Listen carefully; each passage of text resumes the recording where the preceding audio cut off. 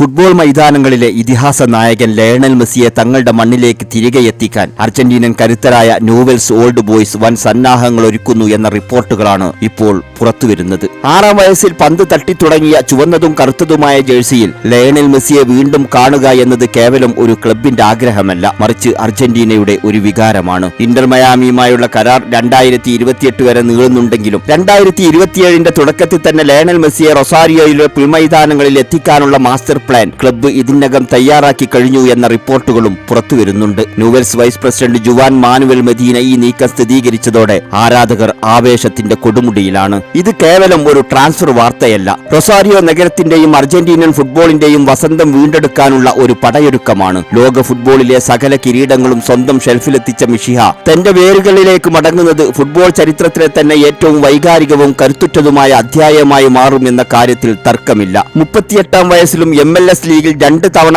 MVP പട്ടം ചൂടി എതിരാളികളെ വിറപ്പിച്ചു നിൽക്കുന്ന ലയണൽ മെസ്സിക്ക് പ്രായം വെറും അക്കങ്ങൾ മാത്രമാണ്. ബാഴ്സലോണയുടെ അക്കാദമിയിലേക്ക് 13-ാം വയസ്സിൽ ചേക്കേറുന്നതിന് മുമ്പ് അർജന്റീനയെ വിസ്മയിപ്പിച്ച ആ കുട്ടി മാന്ത്രികൻ വീണ്ടും കളിക്കാനിറങ്ങുമ്പോൾ അത് ലാറ്റിൻ അമേരിക്കൻ ഫുട്ബോളിന്റെ വിശ്വരൂപമായി മാറും. ലോകകപ്പ് കിരീടം നിലനിർത്താനുള്ള അർജന്റീനയുടെ പോരാട്ടങ്ങൾക്ക് ഊർജം പകരാൻ സ്വന്തം തട്ടകത്തിലെ ഈ മടങ്ങിവരവ് മെസ്സിക്ക് കരുത്താകും എന്നതിലും തർക്കമില്ല.